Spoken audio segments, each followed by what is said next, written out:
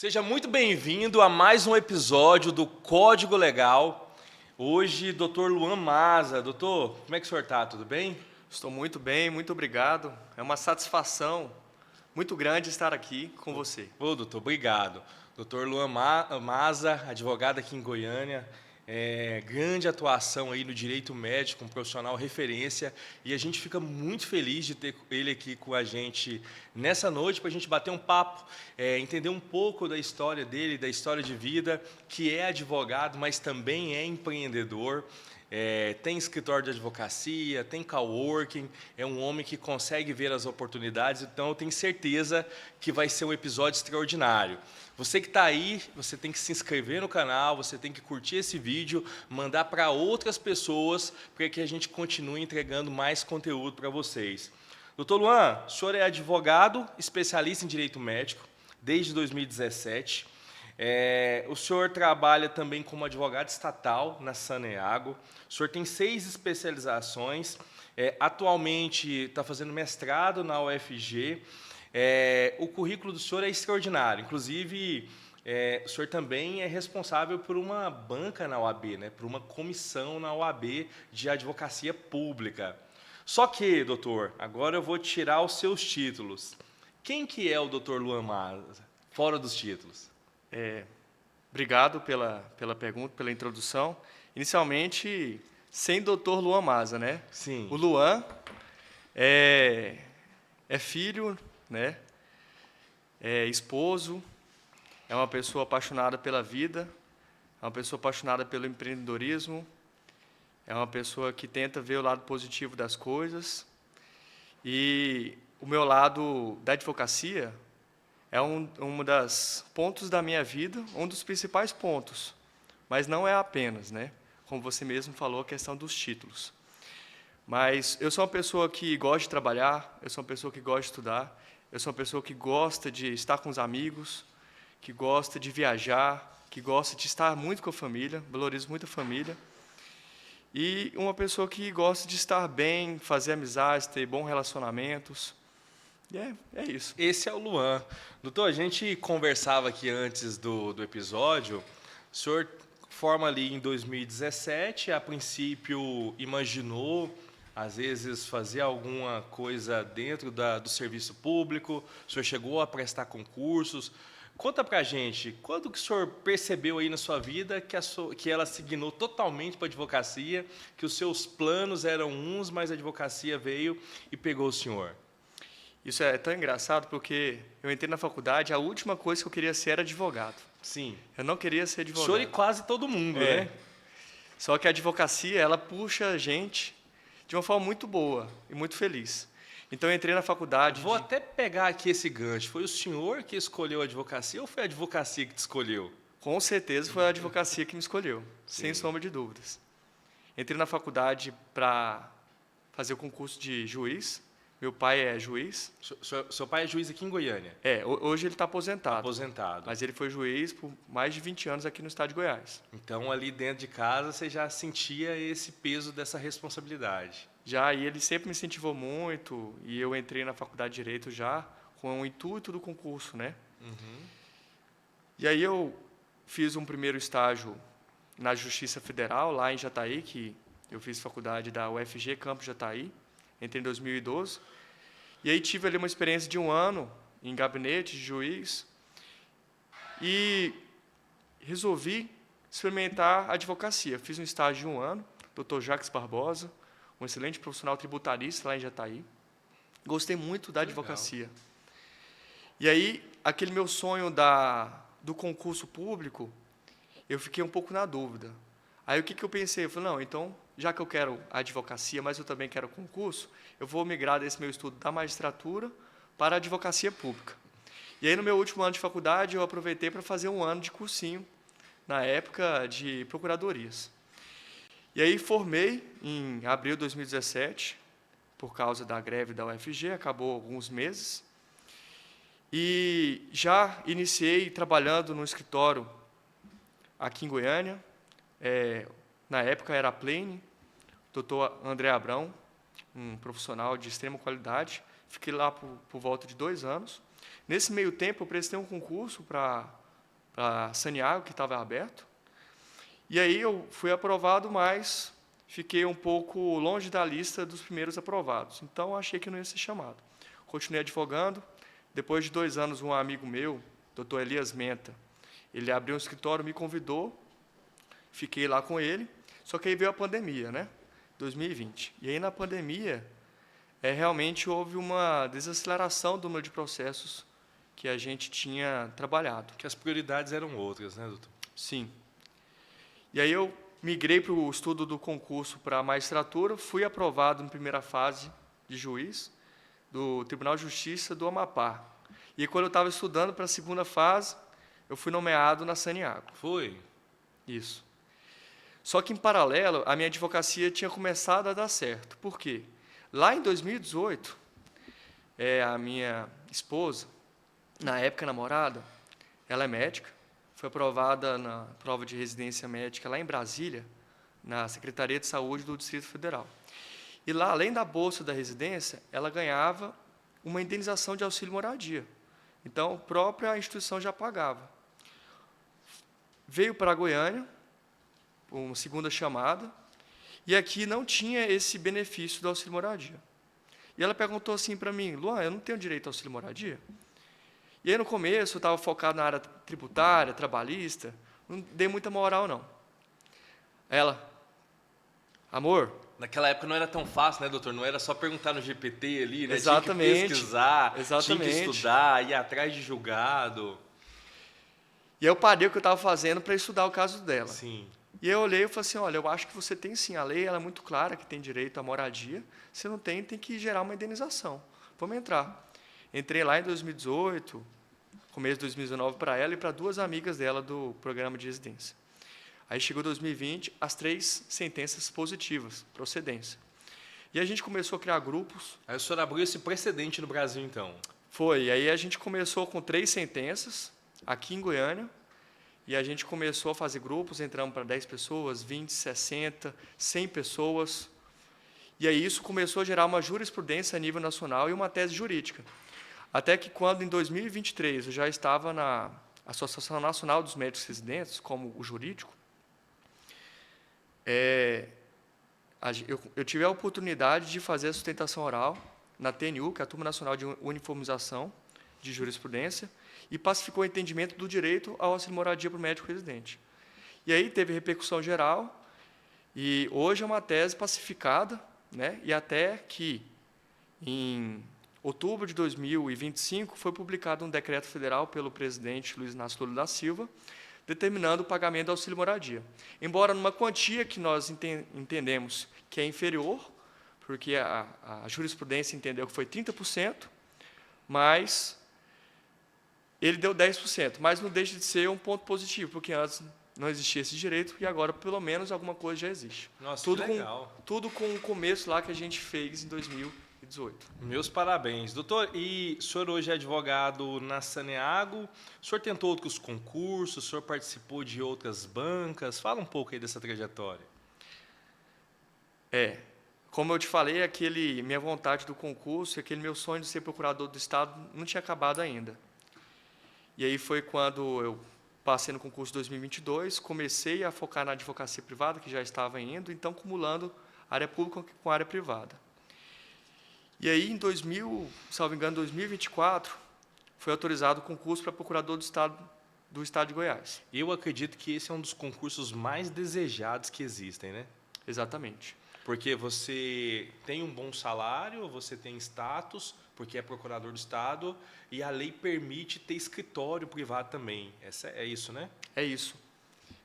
Motivos óbvios, você não pode advogar contra o Estado. Existem algumas procuradorias que são vedadas à advocacia privada, por exemplo, a Procuradoria-Geral do Estado de São Paulo. Mas a Procuradoria-Geral do Estado de Goiás não tem essa vedação. Inclusive, eu sou colega e amigo de alguns procuradores do Estado, doutor Henrique, doutor Felipe, pessoas excelentes, meus colegas lá da UFG, e é um cargo maravilhoso. E como eu já estava um pouco um período sem estudar, eu me dediquei muito naqueles 6 meses de preparação. Porque demora, né, doutor? Para sair um concurso por outro assim, são 3, 4, 5 anos às vezes, né? E para para a Procuradoria-Geral do Estado de Goiás é coisa assim de 15 anos. Então, assim, é muito raro. Muito raro. Né? Esse aí foi um dos motivos que eu tinha migrado na pandemia, porque não tinha concurso para a Procuradoria. Então, eu estava tendo concurso para magistratura do Ministério Público por causa da autonomia financeira. Foi quando eu migrei, mas o meu foco era a advocacia pública, junto com a privada. E aí eu fiz aquela prova, até que não fui mal, mas não veio a aprovação. E aquilo, no primeiro momento, me deixou muito triste, muito contrariado. Mas eu acredito que foi uma das melhores decisões, talvez involuntárias, da minha vida. Porque aquilo ali foi um marco que eu resolvi dedicar integralmente para a advocacia e construir um escritório de advocacia privada. É isso que eu ia te perguntar. O senhor acha que essa derrota, né, entre aspas, que eu nem acredito em derrota, ela te desmontou, na verdade, ela te libertou? Ela te liberou para o mercado, para as oportunidades, para a vida em si? Sem sombra de dúvidas, doutor Diego, ela foi um libertador. Ela, entre aspas, fechou uma porta, mas fez eu ver a advocacia de outros modos. Porque a advocacia, além de ser uma profissão maravilhosa, linda, muito humana, porque você mexe ali com os problemas das pessoas, por vezes, o cliente chega ali que ele está com um dos seus momentos mais difíceis da sua vida, e ele precisa do advogado ali que dá-lhe a confiança para resolver o seu problema. Sim. Então, essa reprovação, na verdade, foi uma abertura de mente, de visão, para eu também focar o meu tempo no que efetivamente é importante para mim, que é a construção de um escritório em direito médico da saúde e na advocacia privada. E o senhor que tem esse viés de empreendedor, o senhor que tem esse olhar realmente de homem de negócio, o senhor consegue lembrar de algum momento que o senhor olha assim para a sua trajetória e fala, não, isso aqui agora não é mais só um escritório de advocacia, isso aqui agora é uma empresa. Existe algum momento que esteja muito claro para o senhor? Eu concordo exatamente com isso. Hoje, o advogado tem que entender que um escritório de advocacia é uma verdadeira empresa. Obviamente que uma empresa que tem uma regulamentação. Tem o Conselho Federal, que regulamenta, né, questões éticas a respeito da advocacia, mas você tem que ter departamento comercial, você tem que ter um departamento de marketing, você tem que entender sobre gestão de tráfego. Hoje em dia, muitas pessoas elas te acham nas redes sociais. Então, tem que ter um suporte ao cliente, porque eu sempre digo que, muitas das vezes, o cliente, melhor do que um serviço bem feito, ele quer um atendimento humano. Ele quer um atendimento individualizado, personalizado e rápido. Né? Vivemos hoje num mundo de informações imediatas. Então, se você demora muito para dar um retorno para o seu cliente, ainda que você, ao final, ganhe o processo, talvez ele não volte no seu escritório. Bom, o senhor trouxe aqui alguns pontos, eu acho perfeito isso. E quando a gente olha para a prestação de serviço, doutor, pela experiência que a gente tem, a prestação de serviço, a máxima dela é a indicação. O melhor canal de venda para a prestação de serviço é a indicação, é o boca a boca. E aí a gente olha para qualquer atividade. Quando você está precisando de um mecânico, você vai procurar para um amigo seu, olha, você tem algum mecânico bom? Você tem algum pintor bom? Você tem algum advogado bom? Porque a prestação de serviço, a gente vai pegar pessoas próximas para nos indicar um bom profissional. E faz muito sentido isso que o senhor fala, de profissionalizar o escritório, inclusive gerando uma experiência nesse atendimento. Olhando para essa realidade aqui, doutor, comercial, marketing, suporte do cliente, o senhor trouxe ali no início que na faculdade todo mundo quer fazer concurso. O senhor vê isso, inclusive, como um erro da nossa grade curricular?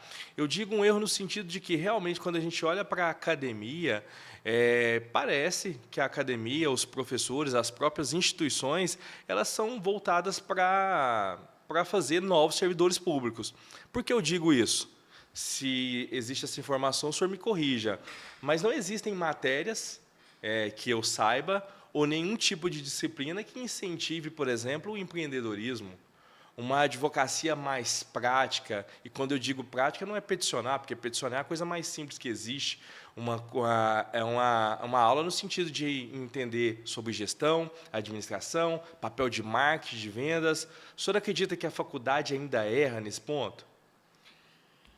Eu acredito que sim, eu acredito que falta, na minha opinião, uma maior necessidade de relação institucional da OAB com as universidades, com as faculdades de Direito, porque, efetivamente, quando você entra no curso de Direito, você acaba vendo o mundo do concurso, seja o concurso na área de professores, seja cargos como delegado, promotor, Oficial de juiz, justiça. oficial de justiça, cartório, são carreiras muito boas. Mas qual que é a profissão liberal do curso de Direito? É a advocacia. Inclusive, muito interessante, recentemente, a ministra Carmen Lúcia explicou por que o advogado é o único profissional liberal que está na Constituição Federal. Embora existem muitas carreiras, como médico, como arquiteto, como engenheiro, entre outras, que são profissões também muito importantes. Reproduz para a gente, eu quero saber. O que a Carmen Lúcia falou? Carmen Lúcia, ela destacou que o advogado, ele está ali ao lado do Poder Judiciário. Então, ele que dá o acesso ao cidadão, ele que fala pelo cidadão. Sem ele não há nem justiça, né, doutor? Sem ele não há justiça. Então, para a Constituição Federal, que é a Constituição Cidadã, que trouxe tantos direitos para todos nós, o advogado é imprescindível para a administração da justiça.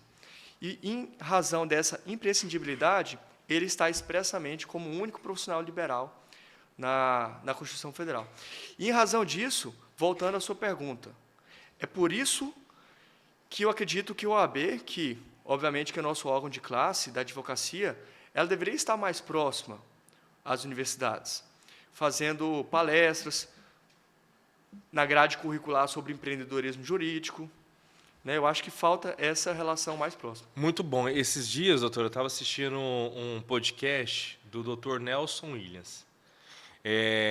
Famoso, multimilionário. Esses dias teve um probleminha com a justiça aí, mas nada tira o mérito enquanto homem de negócio. Nem sei direito o que ele fez e também não me interessa. Mas ele dizia que quando ele decide abrir os canais dele, mostrar a vida dele, trazer o lifestyle para a rede social, foi justamente porque ele foi fazer uma palestra no Mato Grosso e o pessoal do AB falaram para ele que ninguém no curso de Direito queria ser advogado, porque ser advogado é ruim demais, que não dá dinheiro. E na cabeça dele, ele não entendia isso. Ele falou, meu Deus, mas como é que pode as pessoas elas não entenderem o papel da advocacia, que dá para fazer dinheiro com a advocacia? E aí, a partir daí, ele começa esse movimento. Olhando para essa OAB, doutor, quando ela age só depois que a pessoa se forma, e principalmente depois que ela ingressa nos quadros, já não está tardio? Não deveria ter um trabalho na faculdade de trazer esse aluno para perto, mostrar para ele como a OAB age, como ele poderia ganhar dinheiro, e a partir daí a gente ter uma advocacia mais forte? Exatamente, eu concordo plenamente. Se a OAB ela tivesse essa relação institucional com as universidades, sejam públicas ou privadas, poderia mudar a mente dos estudantes de direito, Porque a advocacia é um empreendedorismo. E sendo empreendedorismo, você não tem limitação ao teto, A Constituição Federal, ela determina que existe o teto, Inclusive, esses dias tivemos um julgado aí do Flávio Dino que arrebentou com o concursado, Exatamente. Então, a Constituição Federal ela traz aquele subsídio. Existem questões jurídicas sobre questões indenizatórias que poderiam extrapolar o teto, mas existe um limite. Agora, a advocacia, por ser uma atividade privada e de empreendedorismo, ela não existe um limite. E o que eu acho que o advogado, principalmente o advogado jovem, tem que focar? Nas pequenas oportunidades que estão à sua frente. Porque, muitas das vezes, o empreendedor, o advogado, ele acha que você só vai conseguir vencer na advocacia se você tiver uma grande oportunidade. Mas isso não é necessariamente a verdade. O advogado ele pode ver pequenas oportunidades e, a longo prazo... Aliás, às vezes a gente fica até correndo delas, Como no caso do senhor lá, estava correndo essa oportunidade, Quase quase não tive essa oportunidade. Que legal. Por insistência da minha esposa, que teve que reclamar comigo por mais de 2 Bora, vezes. amor, senão o senhor vai dormir hoje fora de casa. Eu falei, não, pode deixar que eu vou fazer essa Exatamente. inicial. Então, são as pequenas oportunidades do dia a dia Brilhante, doutor. que você toma decisões que vão te levando a um objetivo que você consegue, a médio e longo prazo, conseguir ter êxito na advocacia e no empreendedorismo. Voltando aqui a essa crítica sobre fazer ou não dinheiro com a advocacia, essa é uma máxima de mercado. Se você olhar, doutor, para padaria, é todo dono de padaria que ganha dinheiro? Não. Existem alguns donos de padaria que ganham dinheiro e existem alguns que passam fome.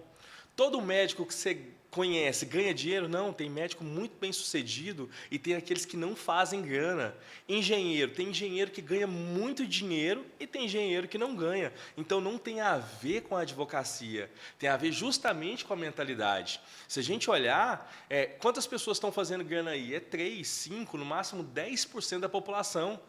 A grande maioria da massa é essa corrida dos ratos, é essa loucura do dia a dia, achar que o governo vai mudar a vida dela. Que a culpa é do governo. Que a culpa é do governo, que ela não pode fazer nada, que ela é uma coitada. Então não é culpa da advocacia, é justamente pegar isso aqui que nós vamos falar agora novamente, é pegar as pequenas oportunidades. Olha, eu olho para o nicho, eu crio um produto e, a partir daí, eu vou desenvolver um trabalho e, quando eu saber exatamente como vender esse produto, estiver ganhando dinheiro, eu vou pensar em outras oportunidades. Concorda, doutor? Você falou um ponto bem interessante sobre a questão de nicho na advocacia. Isso vai muito ao encontro da questão das pequenas oportunidades. O que eu acredito? As pequenas oportunidades, elas aparecem na sua vida. Então, lá em 2017, 2018, eu estava focado no direito trabalhista, estava focado no direito tributário, mas veio uma oportunidade do direito médico para mim. E eu agarrei ela. Eu fiz uma especialização, fiz uma segunda, agora estou fazendo mestrado, com escritório especializado para isso. E uma oportunidade gerou uma outra oportunidade, que gerou uma terceira, que gerou uma quarta oportunidade. Então, eu acho que o advogado, principalmente o advogado jovem, o advogado iniciante, ele tem que estar aberto a essas oportunidades, entender quando ela está na sua frente e estudar muito, se preparar. E quando você entender, aí eu falo no questão de escalar, quando você entender que existe um grupo de pessoas que tem uma dor muito grande e você soma a solução desse problema com um trabalho muito técnico, certamente você vai ter bons resultados. Perfeito. Eu gosto muito dessa estratégia, doutor, porque assim, se você não é alguém bem nascido, se você não tem relacionamento, o que te cabe hoje é fazer o jogo da internet. A internet hoje ela democratizou a fala. Inclusive, até idiotice a gente é permitido falar. Toda hora, o que a gente mais vê é besteiras serem proferidas. Mas isso é bom, por quê? Dá a possibilidade de pessoas improváveis trilharem um caminho. Só que, quando você vai para o jogo da internet, quem conversa com todo mundo não conversa com ninguém. Então, você precisa saber exatamente com quem você quer falar. E quando a gente fala produto, às vezes a pessoa associa a uma caneca, a um relógio, mas o serviço jurídico é um produto. E você escolhe exatamente esse produto que você quer trabalhar e, a partir daí, você vai trazer caixa para o seu cliente. E o que você pode fazer? Não sei se o senhor usa essa estratégia, doutor. O senhor pode ter um único foco da porta para fora, que é trazer essa pessoa, e da porta para dentro você é um generalista. Por que não? Porque o senhor é um especialista em direito médico, mas a partir do momento que essa pessoa entrou para dentro do escritório, ela precisa fazer o inventário. Por que o senhor não vai fazer? Né? Não sei se o senhor não faz, mas deveria fazer, porque da porta para dentro o cliente já é seu. Eu acredito que você tem que pensar no ecossistema de atender ele e não abrir a possibilidade para outro advogado atender. Essa é uma ótima estratégia. Eu concordo plenamente com você, doutor Diego, porque é aquele ditado que todo mundo diz, mas é uma verdade, você não pode deixar de dinheiro sair da mesa. Então, eu acho que o advogado ele tem que ter duas opções. Ou ele constrói uma estrutura para que, à medida que vai crescendo, você vai fazendo núcleo de especialidade. Hoje, lá no escritório, eu já tenho um núcleo de direito médico de saúde, um núcleo de empresário e tributário, e agora eu estou com um núcleo de outras áreas. Então o senhor já tem 2 produtos lá. O senhor tem um produto de direito médico e um produto de direito tributário. Isso. Que legal. E são esses 2 núcleos e um terceiro núcleo, outras áreas. Então, quando chega um direito previdenciário, um direito consumidor, que são demandas que você faz um bom estudo, você consegue entregar um resultado, né? Porque o direito, para quem é apaixonado pelo direito como nós, é muito bom. Você pega, analisa o caso, você faz um estudo, às vezes você vai demorar um pouco mais, porque se é uma área que você já tem especialidade, por exemplo, a minha área é direito médico e da saúde. Sim. Então, se eu já sei o caso aqui, eu já sei quais os documentos que precisa, como entregar. Então, se eu for pegar um outro caso, talvez eu tenha que estudar um pouco mais, dedicar um pouco mais para entregar. Mas você consegue entregar Mas, também. assim, sem até querer ser leviano, doutor, e com todo respeito aos outros profissionais, mas quem é bom em direito processual civil, Sim. ele vai se dar muito bem a partir do momento que ele for estudar o direito material. Então, ele vai pegar o direito material, tomar um tempo ali, estudar e aplicar Ao contencioso. Ao contencioso. Sim, Não vai ter dificuldade para fazer esse trabalho. E só para concluir o raciocínio.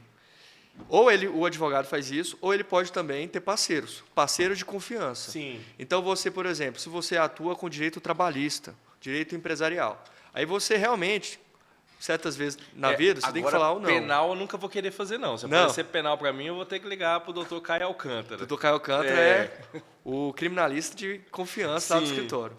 Só que as causas dele são de valores bem elevados, né, com clientes bem seletos. Tem que separar um dinheiro bom, né, doutor? Então, tem que ser cliente bom para o doutor Caio. Sim. Mas o ponto que eu quero chegar, uma segunda possibilidade também, o que é totalmente justa, às vezes você não quer, ou é uma opção, de não fazer uma estrutura muito grande. Então, você pode fazer uma advocacia mais artesanal, focada em uma área, mas você ter parceiros estratégicos por área de especialidade.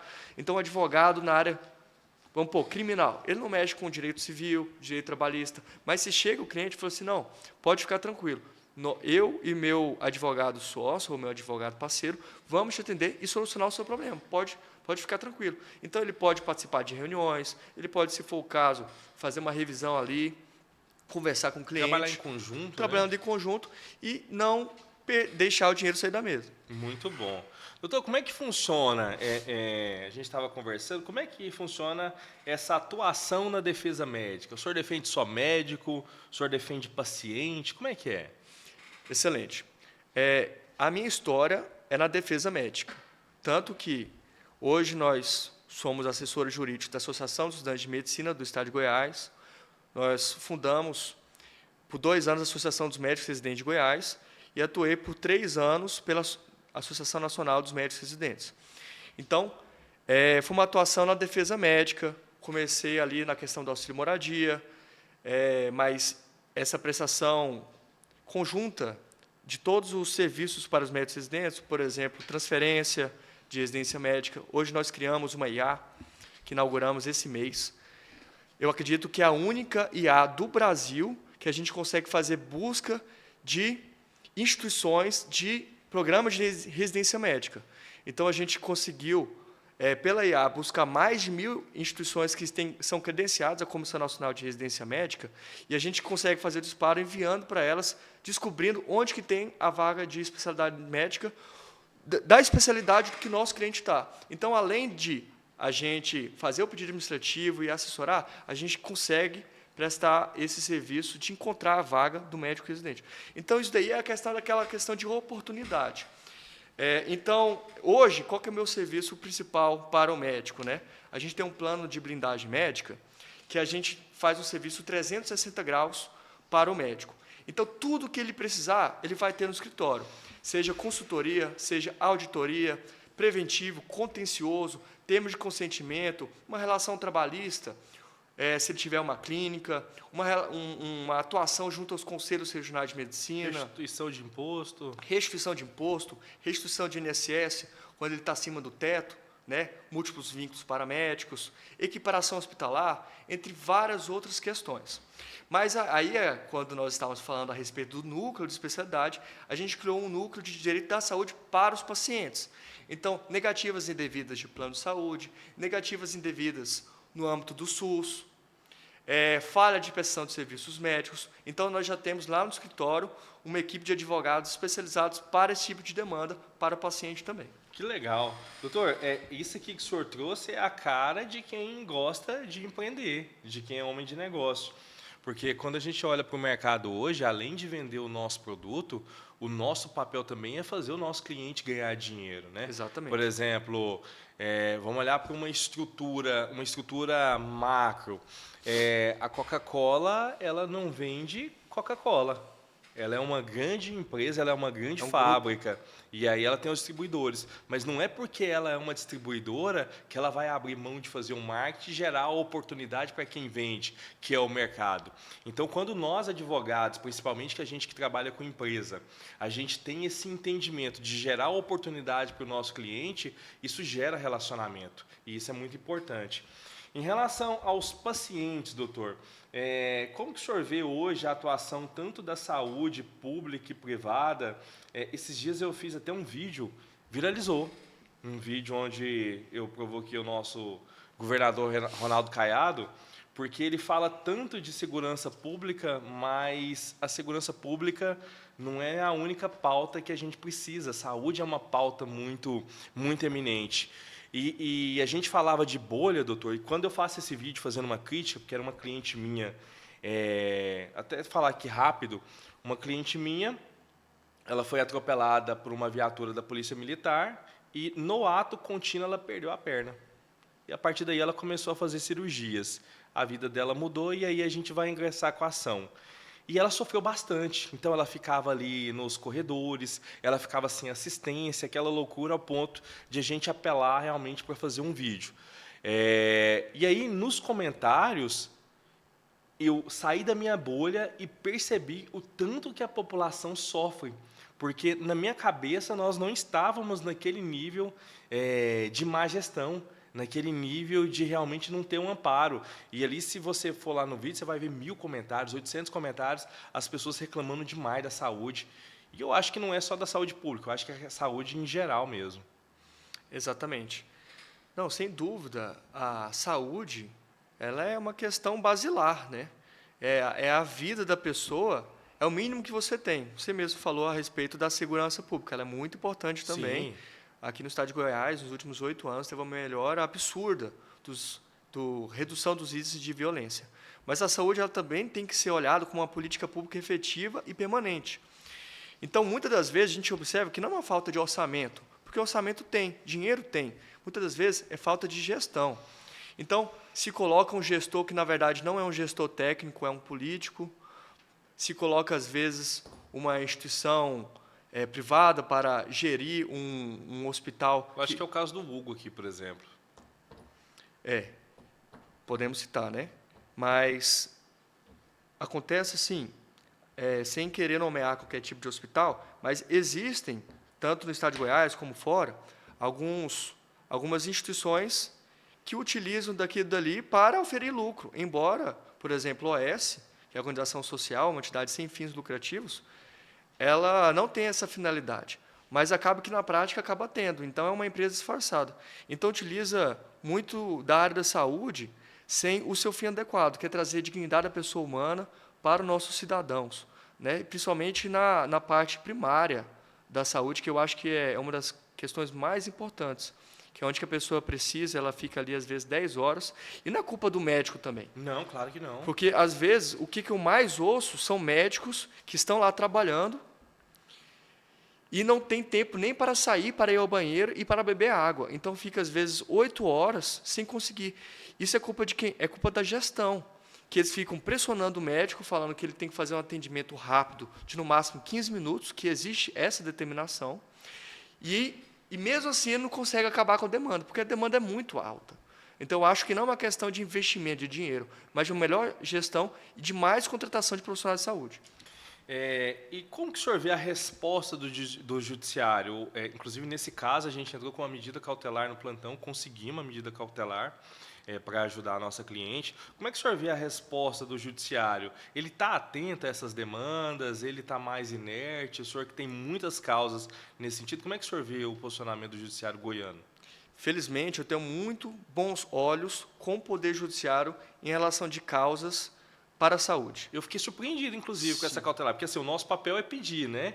Mas eu fiquei surpreso pelo deferimento e pela presteza realmente de ajudar aquela cidadã. Existe uma estatística, né, que eu não lembro agora qual foi o órgão de pesquisa, mas cerca de 80% a 90% das demandas na área da saúde têm procedências, têm liminares. Isso porque a maioria das violações ao direito dos pacientes, ao direito dos cidadãos, pelo menos no âmbito do SUS, mas eu poderia também falar na área privada, que os planos de saúde violam muito direitos consumeristas. Mas no âmbito do SUS, são questões de tratamentos e medicamentos que estão nos protocolos clínico-diretrizes terapêuticas, que são de medicamentos que estão devidamente incorporados no âmbito do SUS. Então, muitas das vezes, o paciente ele tem que entrar com uma ação para conseguir uma consulta. Esses dias para trás, na verdade, já tem mais de um ano, a funcionária lá do nosso condomínio, ela me contou que estava com uns problemas na perna e há 3 anos ela estava esperando para ter um especialista. A gente teve que entrar com uma ação para conseguir a consulta com o especialista. Entramos, saiu a liminar, em menos de 30 dias do protocolo da ação ela já tinha consulta. Então, veja, é uma questão de falta de gestão, como que um paciente, que uma situação grave, que era caso cirúrgico, então precisava da consulta antes para ser encaminhado para a cirurgia, fica 3 anos e não consegue uma consulta. Isso é uma coisa que não pode ser aceita. Então, eu vejo de bons olhos, o judiciário está atento ao meu entendimento, principalmente nessas questões muito violadoras do direito que está expresso, né? Outra discussão são de casos de medicamentos de alto custo que não estão registrados na Anvisa, que não estão incorporados nos protocolos clínicos no âmbito do SUS. Isso é uma outra discussão. Mas isso, se a gente pegar estatisticamente, 90% é uma violação clara a um direito que está expresso na normativa. Só não cumpriram mesmo. Só não cumpriram. Doutor, o senhor que advoga também para o consumidor final, hoje a gente vê uma prática aí nos planos de saúde, muitos médicos que estão associados aos planos de saúde cobrando consulta particular ou cobrando cirurgia por fora. Esse tipo de demanda está aparecendo lá para o senhor? Infelizmente, esse é um tipo de situação que acontece na prática. Acaba que, para mim, isso não tem chegado, né? Mas é uma violação ética, né, esse tipo de comportamento, embora existem muitos que defendem. Por quê? Porque o procedimento está muito defasado, porque está fora do valor de mercado de uma cirurgia, que às vezes paga ali para o médico 5 mil e o valor de mercado é 20 mil. Mas, assim, meu entender é uma coisa, se ela fere o código de ética, se ela fere as normativas, tem que ser evitado. Se você discorda de algo, você tem que fazer uma movimentação na sua associação, você tem que ir no sindicato, você tem que ir no seu conselho de classe, você tem que ir no deputado federal que te representa e mudar as normas, não violá-las. Isso daí é a minha opinião. Porque senão você está compensando um mal com o outro, né? Exatamente. Eu falo isso por experiência própria, eu tenho plano de saúde, não vou fazer propaganda dele aqui agora não, mas, por exemplo, o especialista mesmo, a gente vai encontrar uma consulta 3, 4 meses, e aí acaba que quando a criança da gente precisa ser obrigada a pagar uma consulta de 600, 700 reais, porque não tem condição nenhuma de você, por exemplo, esperar 3 meses para levar sua criança num pediatra. Não, e isso daí é uma questão interessante. Recentemente, o Conselho... Inclusive, isso aconteceu ontem, doutor. E olha, você acredita que Comigo. agora, do ponto de vista ético, está no direito do médico ele ter 2 tipos de agenda? Uma para plano de saúde e uma para Mas o esse atendimento que eu privado. fui, ele nem atende em plano de saúde, não. Ele nem atende em plano de saúde? Porque o plano de saúde realmente ele não tinha um especialista no aparelho digestivo, só lá para frente. É uma opção, porque realmente, plano de saúde para médico, normalmente consulta paga R$100, R$90, às vezes até menos, dependendo do plano, paga R$50. Então, o que a gente observa para os médicos? Que a médio e longo prazo fica inviável você atender pelo plano de saúde. Mas é o plano de saúde que tem que rever as suas condições contratuais, né? Inclusive, o senhor que é do ramo, o que eu percebo hoje de um movimento é que a maioria dos médicos em início de carreira aceitam trabalhar ali pelo plano de saúde, a partir daí ele vai criando uma musculatura, ele vai pegando o nome e depois ele vai sair desse plano de saúde e vai trabalhar na clínica dele normalmente, porque realmente não compensa ficar no plano de saúde depois que você tem um nível de reconhecimento ou uma musculatura empresarial. Exatamente. E a medicina, ela é igual a qualquer área, né? Sim. À medida que você vai trabalhando, vai fazendo o serviço bem feito, você vai fazendo a sua carteira, no caso deles, carteira de pacientes. Sim. Mas nada mais legítimo que isso. O que a gente observa que os médicos fazem é a questão dos múltiplos vínculos. Normalmente o médico, ele está vinculado ao hospital, ele faz 20 horas, aí depois ele é responsável técnico de um laboratório, que ele faz 6 horas, e ao mesmo tempo ele tem um concurso público que ele faz 20 horas, e ele dá um plantão no final de semana de 12 horas. Então acaba que ele faz 5 vínculos, né? E às vezes, envolvendo também o direito médico, ele acaba até pagando tributação acima disso. Então, por exemplo, é importante deixar muito claro para os médicos que existe o teto do regime geral da Previdência Social, hoje está por volta de R$ 940.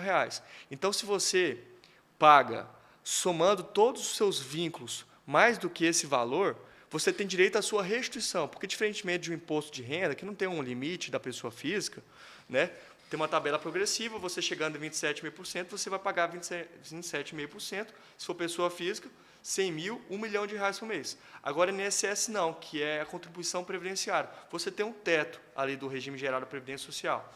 E aí você tem o direito de resgatar nos últimos 5 anos, seja com pedido administrativo junto à Receita Federal do Brasil, seja com uma ação judicial. E quando é feito uma análise prévia para ver, a partir dos extratos do INSS, se naquele período ele pagou mais naquele mês de referência, normalmente o judiciário, ou até mesmo a Receita Federal, ela consegue devolver esse valor para o médico. Muito bom. Anota essa aí que é legal. Médico que recebe aí mais de R$ 9.000 tem grandes chances de pegar INSS para trás, a prescrição é 5 anos, né, doutor? Com certeza. A maioria das vezes tem INSS para receber. Tem para receber. Doutor, vamos falar de empreendedorismo. Além do escritório de advocacia, o senhor também está com um projeto de coworking. Conta um pouco para a gente. Doutor, essa questão de coworking, ela vai muito da minha história. Sim. Por que aconteceu? Eu trabalhei 2 anos no escritório do doutor Abrão, trabalhei por quase 2 anos, pouco mais de 2 anos com o doutor Elias, e depois eu fui para um coworking. Por quê? Eu tive a opção na época da pandemia, né? Então tudo estava fechado, e aí a tecnologia o Zoom, as videoconferências, começaram a permitir o exercício de várias profissões, entre elas a advocacia, para trabalhar de forma telepresencial. Inclusive, as audiências mudaram bastante a dinâmica, né, doutor? Muito, mudaram bastante. Eu mesmo eu tenho uma especialização em Direito da Saúde pelo Hospital Israelita Albert Einstein, que foi híbrida. Então, a maioria das aulas eram online, em tempo real, mas eu tinha que fazer visita lá em São Paulo para fazer uma atividade avaliativa. Como eu moro em Goiânia, eu não teria condições de fazer essa especialização que fica lá na cidade de São Paulo. Então, em razão disso, eu fiquei de 2021 até o ano de 2025 em coworking. E eu senti uma dor muito grande para os advogados jovens. Você tem pouca necessidade de atender um cliente de forma presencial, mas você precisa ter um espaço físico para fazer conteúdos, para, caso o cliente queira você atender, para colocar lá no seu timbrado, para ter endereço fiscal, porque, na minha opinião, colocar a sua casa como seu endereço fiscal não é nada profissional. Então, o que eu optei? Eu criei um coworking, né, que fica no setor Alto da Glória, de frente ao Shopping Flamboyant, que ele tem uma visão que não apenas um coworking, mas uma comunidade. Chama-se Coworking Masa Office. Então, dentro dele tem uma comunidade Masa Office de negócios. E o que nós fazemos? Nós estamos lá com profissionais da área do marketing, profissionais na área da economia, profissionais na área do investimento, profissionais na área de seguro, profissionais advogados em todas as áreas de especialidade, profissionais, professores, já temos clientes professores. Então, nós estamos ainda em desenvolvimento com apresentações de palestras sobre empreendedorismo, sobre marketing, e você vai fazer uma comunidade em que existe uma cláusula de ética que você não pode prejudicar o membro da comunidade. Então, uma comunidade de negócio que você vai fazer, não apenas ter, obviamente, o seu endereço fiscal, o seu endereço comercial, a sua gestão de correspondência, o seu local de sala de reunião para atender os seus clientes, mas o espaço também para fazer negócios, network, que é o que mais importa hoje em dia, em 2026, e fazer negócios e amizades. Então, uma verdadeira comunidade, uma fraternidade de negócios. Que legal, doutor. Que ideia bacana. Às vezes a pessoa está ali saindo da faculdade, ela não tem um dinheiro para montar um escritório, às vezes não tem dinheiro para comprar um notebook, ao mesmo tempo, né? Um notebook, uma boa cadeira, uma boa mesa, teria que investir 15, 20 mil reais. O coworking é uma boa oportunidade, ela com o computador dela e o celular, ela já vai poder trabalhar num ambiente bonito, que gera autoridade, ela pode fazer dinheiro. É uma ideia louvável, realmente. O senhor falou de network aqui, é um papo que eu gosto de bater. Network, doutor, tem gente que costuma dizer que a sua solução para qualquer problema que você tenha está a 2 ou 3 pessoas que você não conhecem, mas que seus amigos conhecem, né? O senhor tem alguma dica em relação ao network, alguma coisa para esse advogado jovem que está iniciando agora? Excelente. Questão de networking, muito se vence pelos coachings, né, que você tem que fazer network, que você tem que estar na sua ambiência, mas o que eu pessoalmente acredito? Eu acredito que você tem que ser interessante para as pessoas estarem interessadas em você. E você tem que fazer relações humanas de uma forma realmente verdadeira. Então, você não tem que estar ali no interesse só para fazer um negócio, conseguir ganhar dinheiro. Eu acho que o network nada mais é do que a amizade, entendeu? Então, você tentar uma amizade com pessoas que fazem sentido para você, que vai te agregar valor, mas você primeiro tem que pensar em agregar valor a elas, de forma verdadeira. Estar realmente interessado na profissão delas, na vida delas, nos problemas delas, que o network vai ser uma coisa automática para você. Ser interessante, não ser interesseiro. Cara, anota aí, pode anotar porque isso aqui é legal. A coisa mais idiota que você pode fazer na sua vida é pagar por networking. A gente vê esses eventos aí e hoje network virou um mercado, as pessoas pagam para ir para esses eventos, para estar com esses grandes palestrantes. E aí, quando você olha para esse tipo de evento, só vai ter sanguessuga. Não tem ninguém ali que tenha a capacidade de gerar valor real, porque ninguém construiu nada, só está procurando um jeito de encurtar um caminho, de fazer uma caminhada mais curta. Só que não existe network sem isso aqui que eu vou te ensinar. Ó. Na vida, para você ter sucesso profissional, você precisa encher 5 baldes. O balde da competência, o balde da qualificação, o balde das pessoas, o balde do dinheiro e o balde dos status. Só que se você tentar ter status antes de ter pessoas e antes de ter dinheiro, você vai se frustrar. Aqui você precisa encher um balde de cada vez. Quando eu digo competência, doutor, é exatamente o que o senhor fez. Se formar, ir na faculdade, fazer uma pós-graduação, fazer uma especialização, advogar. Habilidade é quando você vai para o campo, você tem ações procedentes, você tem um lastro, você já caminhou. Então, você percebe que você não chega lá como alguém, você já tem competência e você já tem habilidade. E aí, essa história vai te trazer pessoas. Porque o seu trabalho vai chegar antes de você. As pessoas vão falar do seu nome antes de você chegar, e isso é o que as pessoas entregam. A partir do momento que você tiver pessoas, você não precisa ter rico. Você pode ter só os amigos que são ricos, porque pessoas trazem dinheiro, e depois que você tem competência, habilidade, pessoas e dinheiro, o status vem. Então, não perca tempo com o dinheiro pagando por network. Encha direitinho as suas latinhas aqui, os seus baldinhos, competência, habilidade, dinheiro, pessoas, para depois pensar em status. É um papo que eu gosto de bater, doutor. Inclusive, vai ser a primeira aula lá no meu canal, que eu e o Gabriel estamos enrolando para lançar essa aula lá, né, Gabi? Esperando, senhor, que a câmera está pronta. Muito bom. Doutor, vamos falar de OAB? O senhor está dentro da OAB hoje, né? Uma comissão de direito público, advocacia pública, na verdade, né? Fala um pouco sobre esse trabalho, da importância desse trabalho, como é que é a atuação lá. Excelente. Como você sabe, eu mencionei agora, além de advogado privado, eu também sou advogado público estatal. O que é advogado público estatal? Você é um advogado público, só que no regime seletista. Então, você é aprovado por meio de concurso público. Para demissão, normalmente, exige-se um procedimento administrativo disciplinar, igual ao estatutário, só que você é regido pela CLT. E quais são os órgãos que são regidos por esse regime? São as empresas públicas e sociedade de economia mista, né? No caso, eu sou vinculado a Saneamento do Estado de Goiás, SA, que é uma sociedade de economia mista aqui no nosso estado, que ela promove prestação de serviço de água e esgotamento sanitário.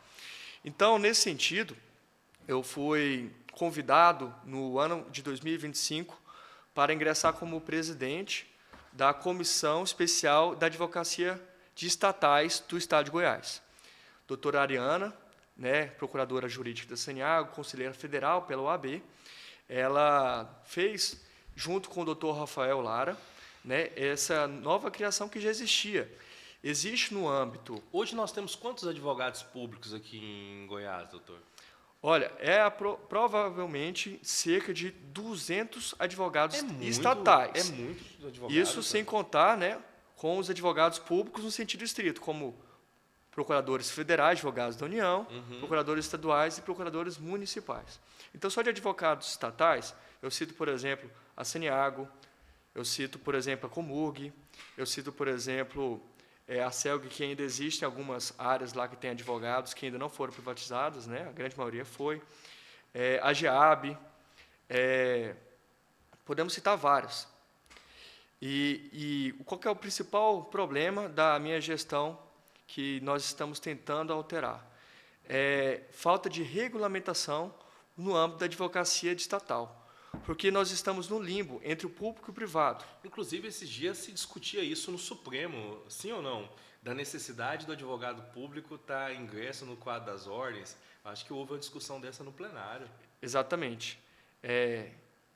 E eu nem sei por que houve essa primeira iniciativa, porque, na minha opinião, não faz sentido nenhum advogado público não querer ser vinculado à Ordem dos Advogados do Brasil, porque é ela que traz o seu alicerce, ela que luta... Acima de tudo, você é advogado. Você é advogado. E você é a OAB que luta pelas prerrogativas do advogado. Porque imagine, doutor, até perdão te cortar, mas imagine um médico do Exército que não tem CRM. Que coisa mais esdrúxula é essa? Não faz sentido. Então, eu acredito que a questão da anuidade. Existem algumas discussões, né, sobre o pagamento de anuidades para vários estados. Eu mesmo tenho OAB em 7 estados.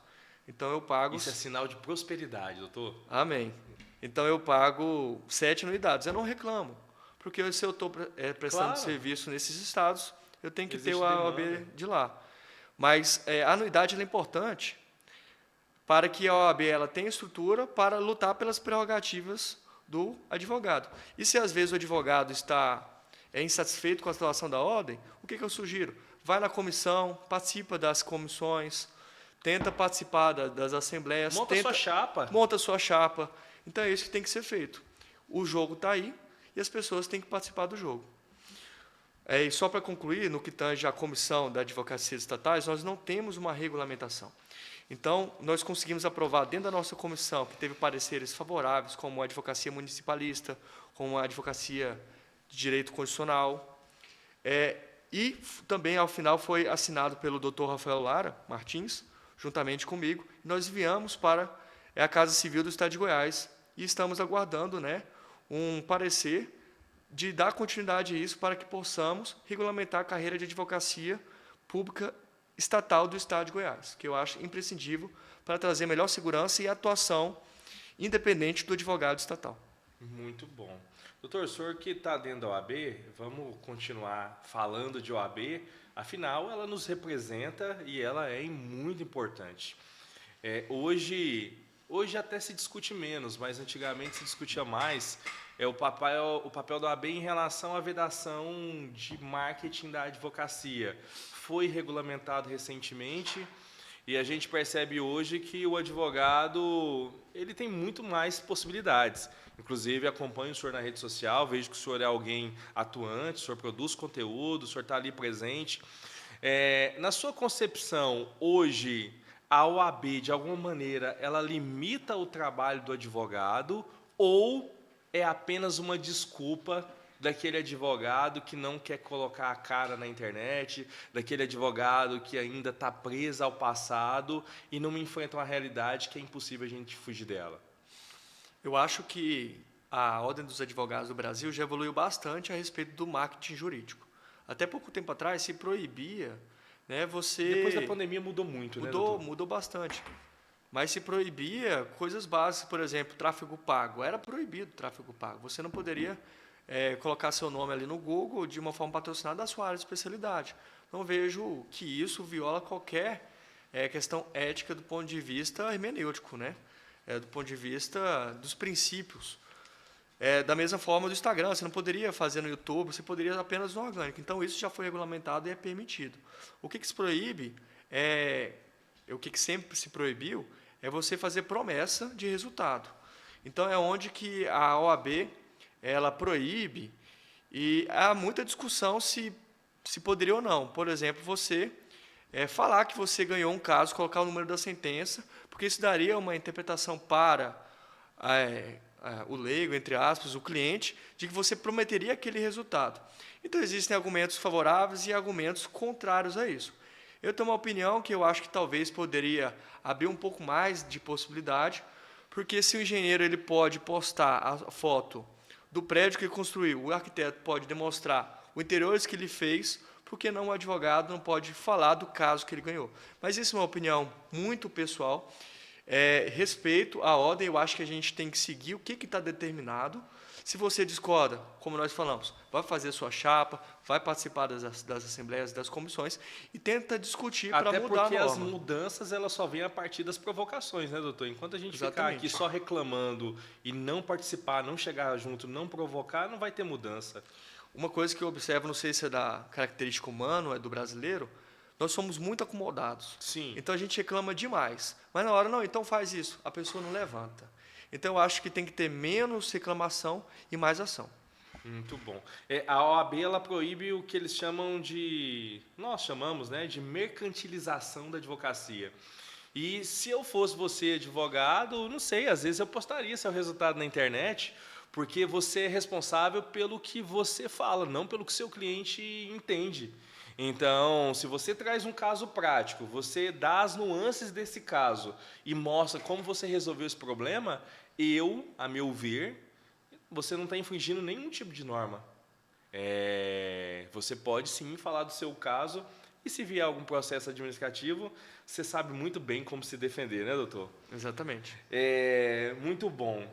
Doutor, vamos falar um pouco do cenário jurídico como um todo? Hoje a gente vive num país extremamente polarizado, o que muitos chamam de ativismo judicial. Hoje a gente percebe que as grandes cortes, os ministros estão muito em voga. O senhor vê da sua parte, como um profissional atuante, que há realmente um ativismo judicial no Brasil nesse momento, ou é só um papo político, nada disso existe? Eu acho que existe sim. Eu acho que houve uma mudança muito grande, e eu acredito que isso partiu do Supremo Tribunal Federal, começando com a TV da Justiça, né, que começou a trazer o rosto do ministro do Supremo, porque antigamente ninguém sabia quem que era o ministro Supremo. Aí depois começou a estar na televisão, começou a estar no YouTube. E a partir do momento que o Congresso Nacional se omitiu em muitas pautas, por exemplo, o aborto, dos fetos anencefélicos, por exemplo, né, que houve a DPF, salvo engano, número 54, 64, que o Supremo Tribunal, ele, entre aspas, legislou, permitindo naquele tipo de situação, por exemplo, o encaso de estupro, feto anencefálico, permitindo o aborto. Então, não seria um crime. Houve recentemente também o debate da criminalização da homofobia, que houve uma analogia no que tange ao racismo. Então, isso também não está... E isso para o direito penal é tão pesado, né?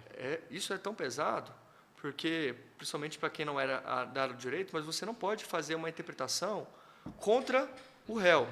Então, o crime ele é um fato típico, ilícito e culpável. E é uma interpretação restritiva, então você não pode abranger. Então, houve essa interpretação do crime, esse é o ativismo judicial. Então, causas, por exemplo, da Lava Jato, que trouxe muito força ao Poder Judiciário, o Mensalão também. Então, são momentos... O próprio 8 de janeiro agora, 8 de janeiro agora, né, que está em pauta, né, o ministro relator Alexandre de Moraes, que trouxe algumas decisões polêmicas, né, que muitas das vezes alguns defendem que ele era ao mesmo tempo que investigava, ele era vítima também, e ele determinava de ofício algumas prisões, por exemplo, a retirada do governador do Distrito Federal, de muitas vezes de forma monocrática, então não era para o colegiado, e querendo ou não, o direito cabe muita interpretação, e quem está na caneta consegue interpretar de muitas formas que ele aprover, né? Então, sim, há um ativismo judicial, na minha opinião, e eu não vejo isso com bons olhos.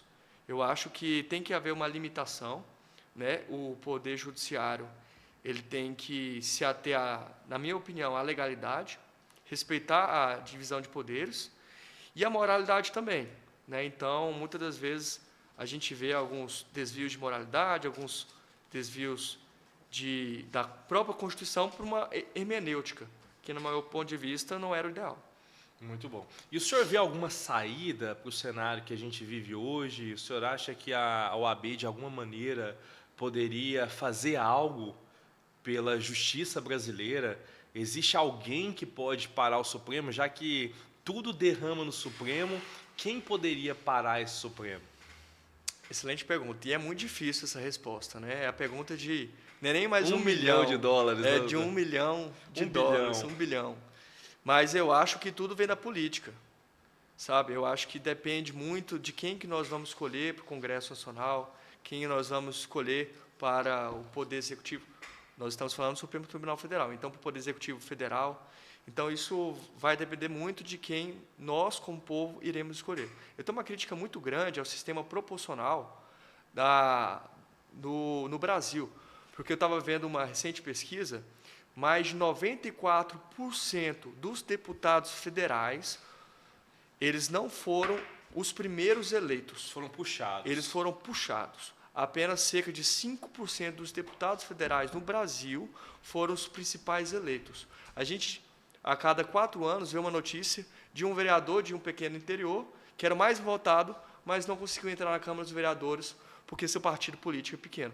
Então, acho que é um sistema totalmente errado, e nós temos que pensar uma solução para isso, porque se você for fazer uma pergunta, uma enquete, uma estatística, as pessoas nem sabem o que é coeficiente eleitoral. Não sabem. Pessoas médicas, pessoas enfermeiros, arquitetos, com formação, não sabem o que é isso, porque isso não é divulgado. A maioria das pessoas que sabem isso é quem é da área do jurídico, e muitas das vezes quem mexe com direito eleitoral. Sim, ou gosta de política, ou gosta de política, alguma coisa assim.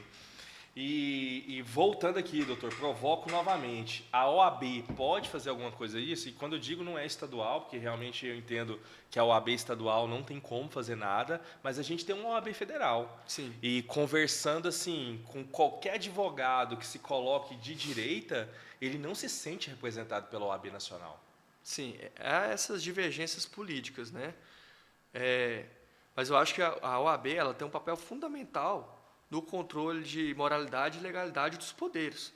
Porque, como a gente conversou agora há pouco, é a única carreira liberal que está expressa na Constituição. Então, ela é imprescindível para a administração da justiça. Então, o que é justiça? Muitas das vezes, o Poder Judiciário se confunde com a justiça. Então, eu acho que tem que ter, sim, uma estrutura que possa fazer uma avaliação, que possa fazer uma fiscalização e cobrar seriamente quando esses desvios, seja desvio de conduta, seja desvio de moralidade, seja desvio de hermenêutica, se a gente pode chamar assim, sair ali daquele limite do razoável. Esses dias me perguntaram qual que era o ramo mais rentável da advocacia. Eu falei, olha, é advogado Banco Master, mas essa vaga aí já tem gente. Eu não consigo entender como que a OAB não se manifesta em relação a esse tipo de coisa. Como ela se cala para esse tipo de evento. Esse caso da doutora Viviane de Moraes é um caso, mais de 120 milhões de contrato e ninguém explica nada. Recentemente nós vimos o filho do ministro, me esqueci o nome dele agora, inclusive foi indicado pelo Bolsonaro, que ele ingressou na ordem agora e já tem mais de 5 mil processos cadastrados.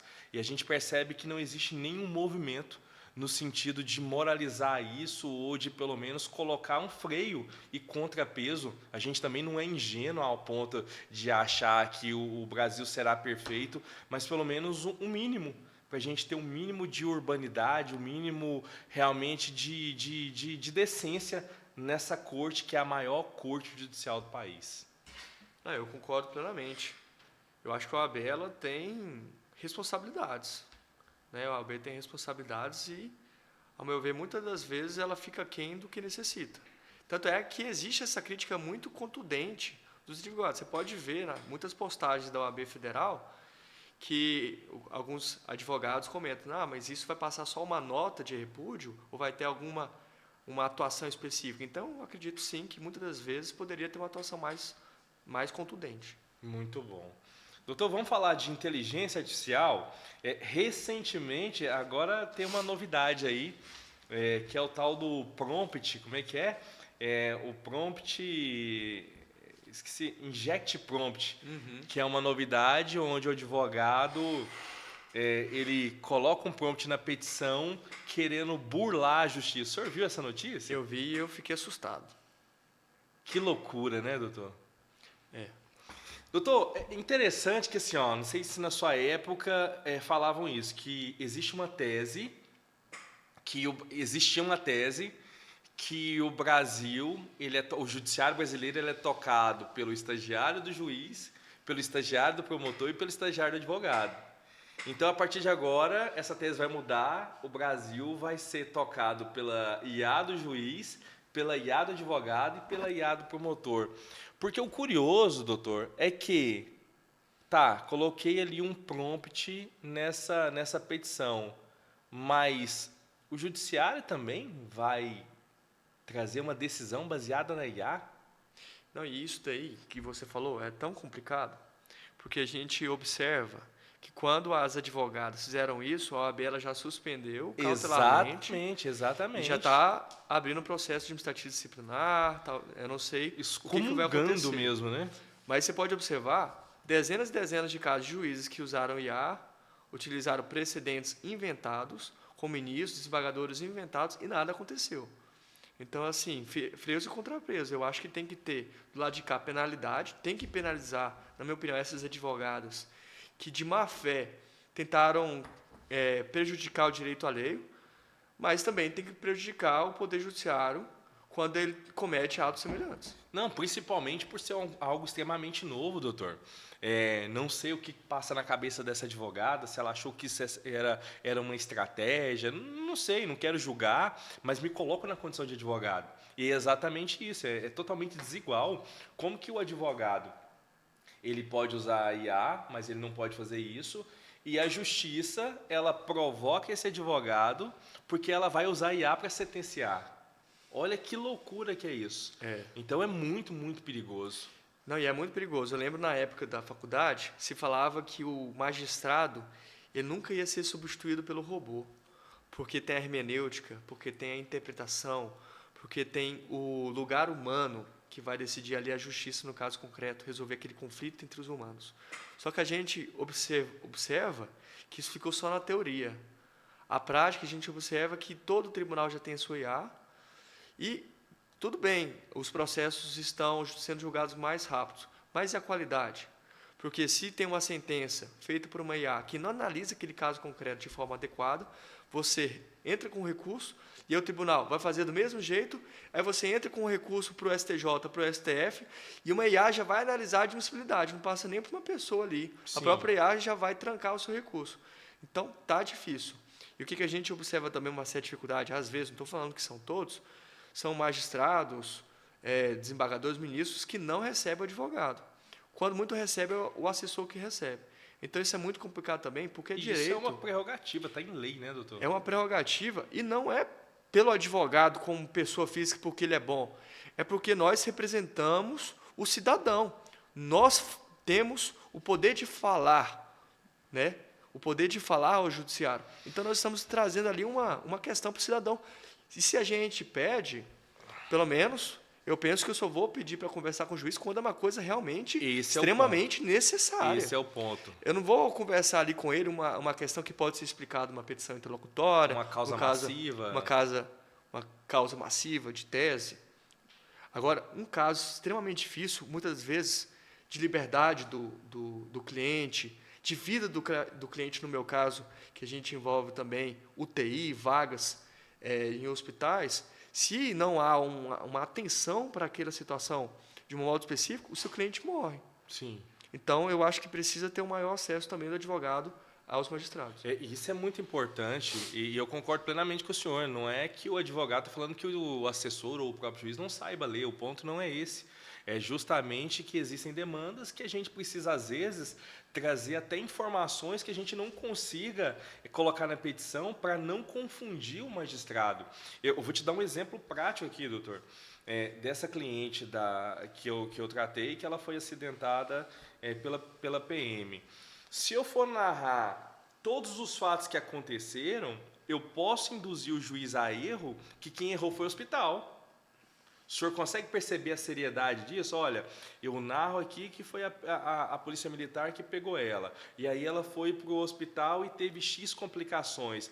Tá, mas quem que é o polo passivo dessa demanda? Já que ele trouxe tantas consequências desse evento danoso. Então, até na questão fática, eu tenho que ser sucinto ao ponto de deixar claro quem eu quero atuar. E essa conversa com o juiz, ela vem justamente para a gente trazer os pormenores do caso. Olha, aconteceu isso e a partir desse momento ela sofreu 5, 6, 7 cirurgias e isso você só pode fazer conversando olho no olho.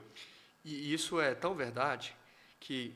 Deixa eu fazer uma pergunta. Já teve alguma vez que você mandou uma mensagem para uma namorada, para a esposa, que aí teve uma divergência de comunicação. Totalmente, e você teve doutor? que ligar para ela ou conversar pessoalmente para esclarecer que não foi aquilo que você quis dizer? Às vezes a falta do emoji, né, doutor? Exatamente. Dá um problemão em casa. Então isso se aplica no direito também. Totalmente, totalmente.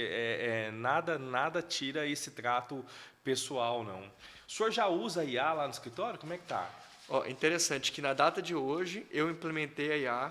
Qual delas? Não para petição. Eu integrei o meu escritório com uma IA. Então, meu departamento suporte ao cliente, meu departamento de administrativo, financeiro, controle jurídico, está tudo automatizado agora. Então, eu consigo ter um dashboard, né, que são os painéis, que eu já consigo todas as informações, que ele puxa ainda de algumas planilhas que a gente vai alimentando, mas eu consigo ter acesso, o que está dando certo, o que não dá, para eu tomar os KPIs, né? O senhor tem os indicadores para tomar as decisões.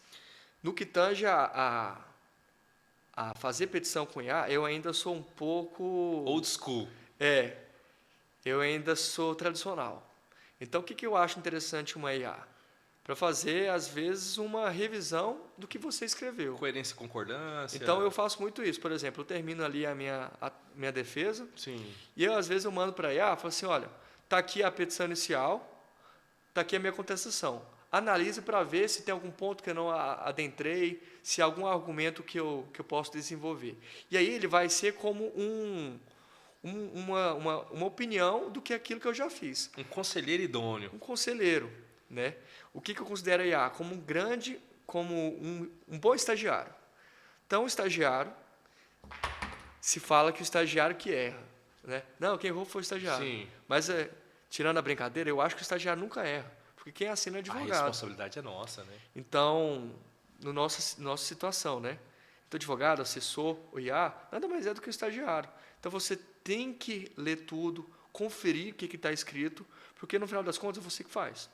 E é o seu nome que está na petição. Doutor, o senhor tem algum conselho para trazer aqui para a gente, para o jovem advogado, olhando aí para a sua carreira, desde 2017 na advocacia, Vão se completar 10 anos, né? 10 anos do ano que daqui, vem. 10 meses. 10 meses. O senhor tem algum conselho para esse advogado, olhando para a sua trajetória? A gente já está aqui quase finalizando o podcast. O que o senhor diria para essa pessoa que sonha em viver da advocacia? Eu diria que vale a pena investir na advocacia. A advocacia é rentável, a advocacia te dá oportunidades, a advocacia te dá liberdades, a advocacia, ela não te freia. Muito pelo contrário, ela estimula a crescer. Porque a pressão é uma dádiva. Porque quando você sofre pressão, você tem uma oportunidade de você crescer, de você amadurecer, de você desenvolver. Então não desista, siga. Primeira coisa, muito estudo, muita área técnica, porque quem propaga a ideia de que só precisa saber vender é uma meia-verdade.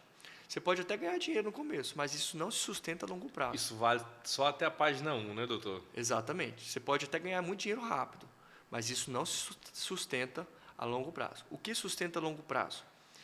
Técnica, estudo, dedicação, você todo dia fazer aquilo mesmo que você não queira e ficar atento às pequenas oportunidades, porque elas chegarão e você tem que estar atento. O que eu recomendo aos jovens advogados? Você não precisa iniciar o primeiro ano fazendo já uma especialização.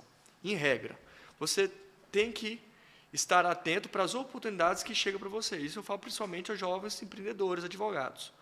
Se você já está no escritório, por exemplo, o Dr. Caio Alcântara, ele está nos escritórios de advocacia mais bem-sucedidos e tradicionais, eu diria, do Brasil, que é o Dr. Demóstenes Torres. Sim.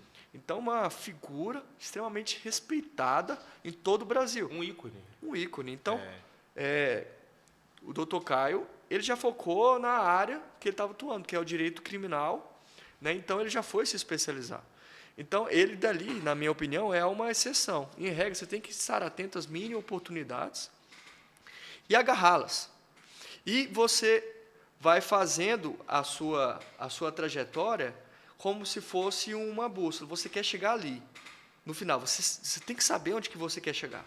Mas você pode ir um pouco para a direita, um pouco para a esquerda e ir mudando a sua rota. Mas você vai chegar lá.